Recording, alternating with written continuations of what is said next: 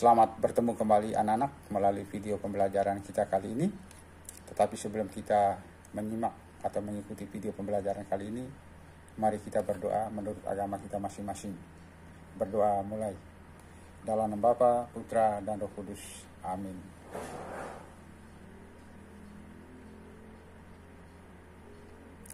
Selesai. Dalam nama Bapa, Putra, dan Roh Kudus. Amin. Baik anak-anak, kita lanjut ya anak-anak. Pembelajaran kita kali ini yaitu tema 3, yaitu peduli terhadap makhluk hidup. Sub tema 1, hewan dan tumbuhan di lingkungan rumahku. Nah, melalui sub tema 1 ini anak-anak, kita akan mempelajari pengertian wawancara. Apa itu wawancara? Perhatikan di slide anak-anak ya. Wawancara adalah kegiatan tanya jawab antara pewawancara dan narasumber yang dilakukan untuk memperoleh informasi secara rinci tentang suatu hal atau peristiwa. Secara rinci itu anak-anak artinya secara detail. Baik, sekarang kita lanjut anak-anak. Perhatikan di slide. Di sini ada 2 ya, anak muda sedang melakukan wawancara, laki dan perempuan. Perhatikan. Ini adalah pewawancara, yang laki ini adalah pewawancara. Apa pengertian dari pewawancara anak-anak? Pewawancara adalah orang yang melakukan wawancara dengan menyebutkan pertanyaan-pertanyaan yang berkaitan dengan suatu peristiwa. Nah, perhatikan di sebelahnya anak-anak. Ini yang perempuan ini, ia adalah narasumber. Apa pengertian dari narasumber? Narasumber adalah orang yang diwawancarai dan memberikan informasi sesuai dengan peristiwa yang terjadi. Jelas anak-anak ya? Baik. Sebelum melakukan wawancara anak-anak, ya, apa saja yang harus disiapkan? Yang pertama, tentukan topik wawancara. Topik wawancara itu semacam ide pokok ya dari suatu wacana dalam suatu wawancara. Ya. Topik wawancara ditentukan berdasarkan hal atau peristiwa yang ingin kamu ketahui. Topik wawancara bertujuan untuk memfokuskan pertanyaan yang akan diajukan. Maksudnya di sini anak-anak pertanyaan itu tidak kemana-mana, maka dibuatlah topik wawancara.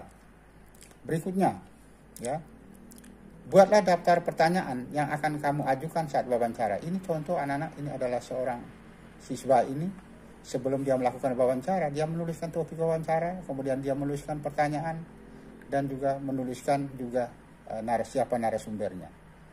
Berikutnya adalah tentukan narasumber yang akan diwawancarai. Baik anak-anak, lanjut.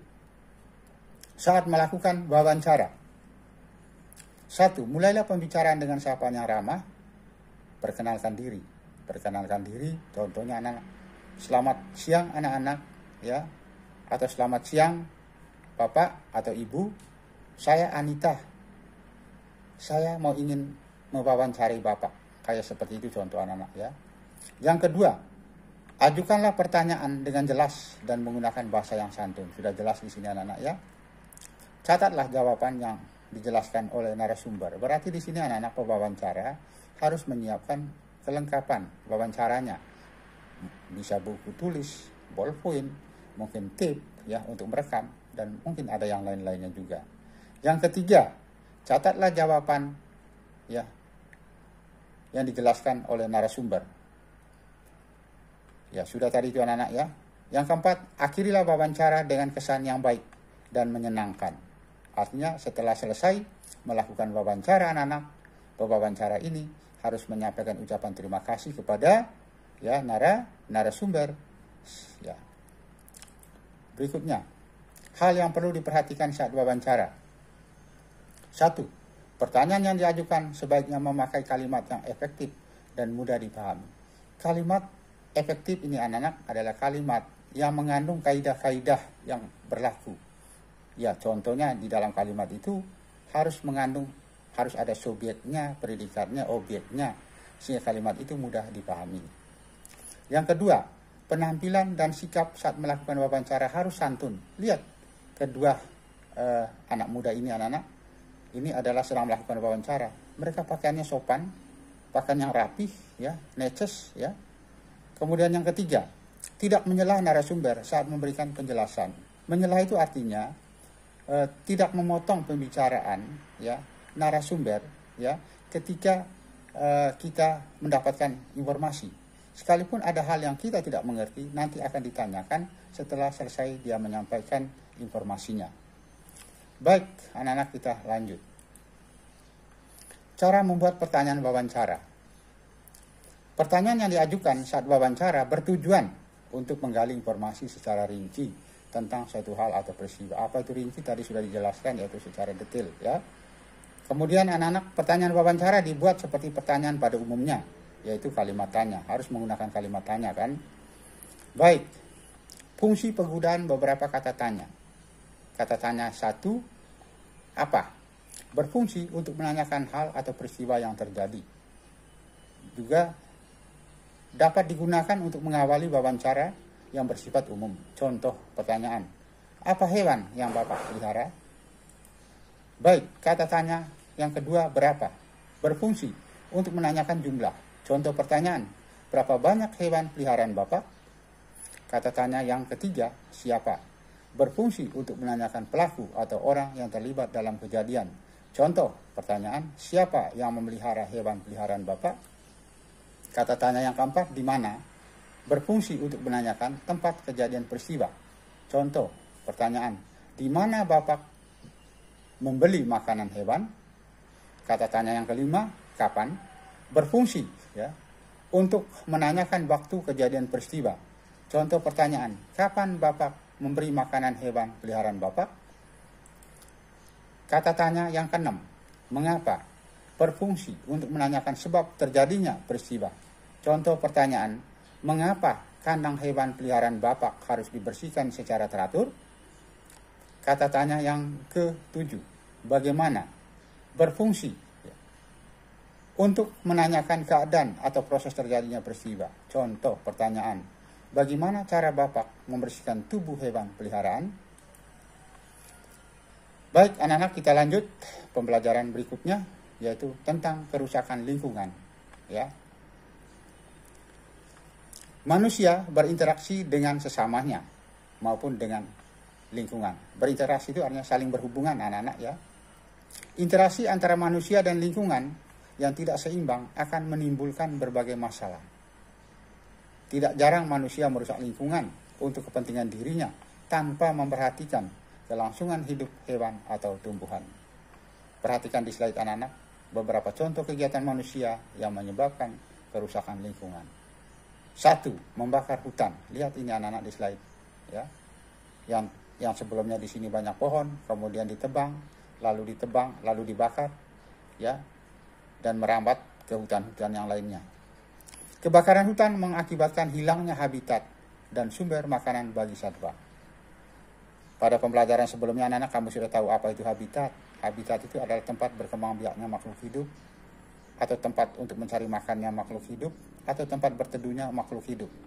Bayangkan anak-anak kalau hutan ini bakar, terjadi kebakaran, yang jelas makanan-makanan yang ada di hutan itu untuk makanan hewan pasti tidak ada.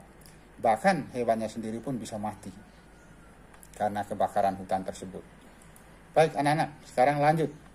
Yang kedua, menggunakan bom dan pukat harimau untuk menangkap ikan di laut. Menangkap ikan menggunakan bom dan pukat harimau mengakibatkan rusaknya terumbu karang dan kematian hewan laut lainnya. Ini anak-anak, terumbu karang ini tidak lagi hidup tetapi sudah mati anak-anak. Ini disebabkan karena adanya bom. Kemudian di laut ini anak-anak bisa lihat tidak ada lagi ikan-ikan yang bisa kita lihat di sini. Mengapa? Karena nelayan, ya, menangkap ikan dengan menggunakan pukat harimau. Pukat harimau itu pukat yang ukurannya kecil. Semua ikan-ikan yang kecil pun, ya, bisa masuk di dalamnya, ya, dan terangkat semuanya sehingga tidak ada lagi sisa-sisa ikan di laut. Ini berbahaya anak-anak. Baik anak-anak, sekarang kita lanjut, ya. Kita lanjut yaitu bagian-bagian tumbuhan. Apa saja bagian tumbuhan anak-anak? Perhatikan di slide, ya. Ini akar anak-anak, ya. Ini akar, ya. Akar adalah bagian tumbuhan yang tertanam dalam tanah atau beberapa ada di atas permukaan tanah. Kemudian batang, ini batang anak-anak, lihat baik-baik, ya. Bagian tumbuhan yang berada di atas tanah. Kemudian daun. Ini daun, ya. Bagian tumbuhan yang berbentuk lembaran dan tumbuh pada cabang-cabang batang. Baik, sekarang kita lihat anak-anak. Lanjut. 1. Akar. Bagian tumbuhan yang tertanam dalam tanah atau beberapa ada di atas permukaan tanah. Ya, ini ada di atas beberapa permukaan tanah anak-anak. Ya. Lanjut anak-anak. Bentuk akar lain pada tumbuhan tertentu. Ada namanya akar gantung atau disebut dengan akar udara. Perhatikan tanda panah ini anak yang warna merah ini. Ini namanya akar gantung atau akar udara. Ini biasanya contohnya salah satunya adalah pada pohon beringin. Ya, fungsinya mengambil uap air dari udara. Kemudian akar napas. Perhatikan ini anak-anak, ya. Akar napas, ya. Contohnya adalah pohon bakau jenis api-api. Fungsinya untuk bernapas dan mengeluarkan zat tertentu seperti garam. Baik, kita lanjut anak-anak. Jenis-jenis akar. A. Akar serabut. Perhatikan tumbuhan ini anak-anak, ini akar serabut ya. Ya. Akar serabut dimiliki oleh tumbuhan berkeping satu, contoh padi, jagung. Ya. Akar serabut berbentuk seperti serabut dan berukuran kecil. Lihat ini kecil-kecil anak-anak akarnya. Baik, anak-anak kita lanjut. Ya. Ada namanya akar papan atau banir. Perhatikan ini anak-anak, ini namanya akar papan. Fungsinya ya membantu tegaknya tumbuhan. Contoh akar pohon kenari dan pohon randu. Ya. Ya. Perhatikan anak-anak ya. Kemudian berikutnya ya. Ini perhatikan akar tunjang. Fungsi ya akar tunjang anak-anak sebagai penahan tumbuhan agar tidak roboh. Contoh akar pohon bakau dan pohon pandan. Ini contohnya anak-anak, perhatikan di slide. Ya. Baik, kita lanjut anak-anak. B. Akar tunggang. Akar tunggang dimiliki oleh tumbuhan berkeping dua. Ini tumbuhan ini anak, ini berkeping dua. Contoh tumbuhan berkeping dua itu mangga, jambu, ya, dan masih banyak lagi contoh yang lainnya. Akar tunggang terdiri atas satu akar besar dan akar-akar lain merupakan cabang dari akar utama. Perhatikan ini anak, ini ada akar besar di sini. Kemudian di akar besar ini tumbuh berbagai akar-akar lain, akar-akar kecil yang lain. Baik anak-anak, kita lanjut. Fungsi dari akar. 1. Menyerap air dan zat hara dari dalam tanah. Zat hara itu anak-anak adalah nutrisi yang ada di dalam tanah yang dibutuhkan oleh tumbuhan di dalam membuat proses fotosintesisnya. Ya. Yang kedua, menguatkan berdirinya tumbuhan pada tempat tumbuhannya dan menyimpan cadangan makanan. Yang ketiga, menyimpan cadangan makanan. Itu fungsi dari akar anak-anak, sudah jelas ya. Kemudian batang, bagian tumbuhan yang berada di atas tanah. Coba perhatikan anak-anak. Fungsi dari batang, 1. Menyalurkan air, zat hara, dan zat makanan ke seluruh bagian tumbuhan. Ya. Yang kedua, tempat tumbuhnya daun, ya, bunga, dan buah. Yang ketiga, tempat menyimpannya cadangan makanan pada beberapa jenis tanaman tertentu, misalnya tanaman tebu. Baik, anak-anak, jenis-jenis batang. Ini adalah batang pohon, anak-anak. Ya, jenis-jenisnya A. Ada batang berkayu, memiliki zat kayu dan kandungan air yang lebih sedikit. Contoh, pohon jati, pohon mangga, dan pohon beringin. Lanjut anak-anak. B. Batang basah dan berongga. Perhatikan di slide. Bertekstur lunak karena mengandung lebih banyak air dan udara. Ya, bertekstur itu sama dengan berbentuk ya, berbentuk lunak karena mengandung lebih banyak air dan udara. Anak-anak pernah ya makan daun bayam kan, sayur bayam kan, dimana ya lunak sekali anak-anak. Potong pakai pisau saja bisa. Ya, contohnya bayam, pohon kacang, jagung dan bambu. Dia bertekstur lunak dan di dalamnya juga ada ronggahnya. Baik anak-anak, daun. Yang ketiga daun. Daun berfungsi tempat fotosintesis. Pada pertemuan pembelajaran sebelumnya anak-anak, fotosintesis kamu sudah tahu.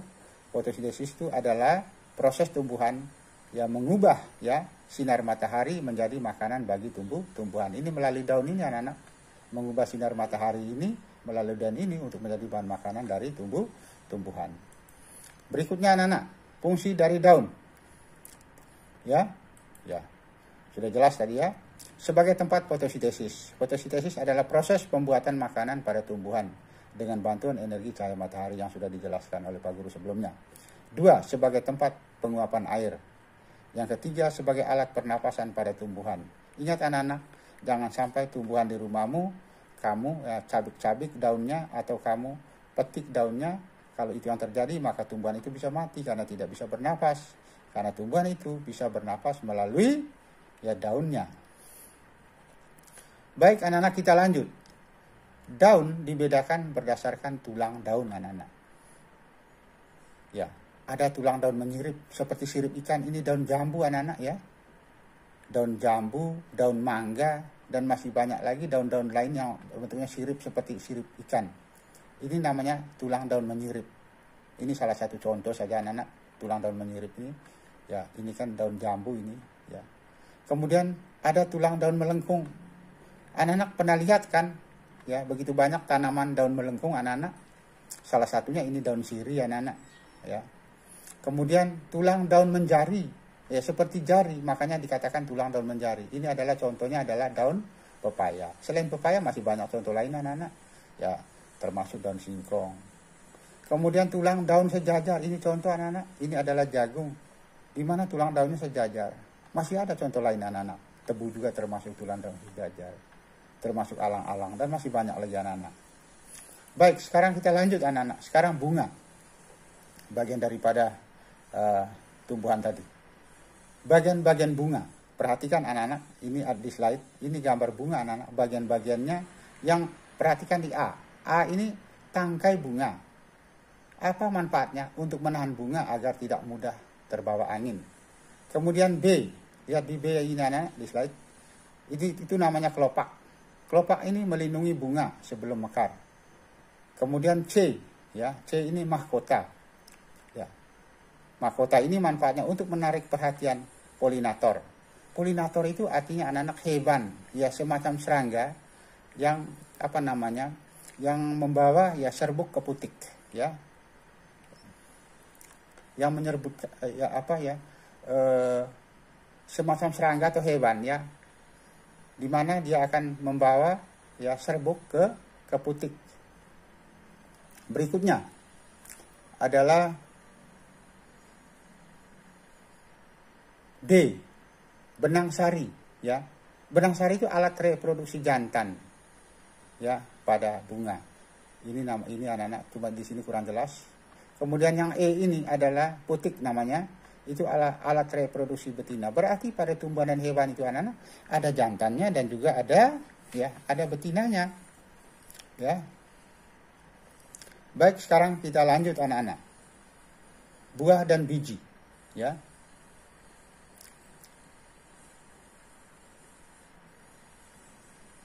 Ya. Buah merupakan bagian tumbuhan hasil dari perkembangan bunga. Putik yang telah diserbuki oleh serbuk sari akan berubah menjadi biji. Biji ini nantinya akan ditutupi oleh daging buah. Ini advokat namanya atau alpukat, ya. Ini alpukat atau advokat, ya. Ini adalah yang perhatikan, ini kulitnya, bagian luar ini adalah kulit buah. Kemudian ini bijinya, ya, biji alpukat. Kemudian ini adalah daging buah. Berarti buah itu, bagian dari buah itu anak-anak ada namanya kulitnya, kemudian ada dagingnya dan juga ada bijinya. Baik anak-anak, demikian pembelajaran kita kali ini. Mudah-mudahan video pembelajaran ini anak-anak ya dapat bermanfaat sebagai bahan pembelajaran anak-anak di rumah. Harapan Pak Guru anak-anak, mudah-mudahan kalian tetap semangat, terus belajar di rumah, dan mengerjakan tugas-tugas pembelajaran yang Pak Guru berikan. Kemudian harapan Pak Guru berikutnya, mudah-mudahan anak-anak tetap sehat. Ketika keluar rumah harus menggunakan masker, dan ketika saat makan harus mencuci tangan terlebih dahulu. Dan apabila kalian keluarlah sesuai apa yang merupakan keperluan saja. Jangan keluar dari rumah hanya untuk senang-senang atau untuk main-main. Karena situasi sekarang kita tidak tahu virus corona ini masih mengancam kehidupan kita pada saat ini. Mudah-mudahan ke depan anak-anak ya situasinya kembali normal, kita bisa mengikuti proses pembelajaran secara tatap muka. Mudah-mudahan anak-anak akhirnya selamat belajar sampai bertemu kembali. Sampai berjumpa kembali pada episode selanjutnya. Salam DJTM. Terima kasih. Dadah.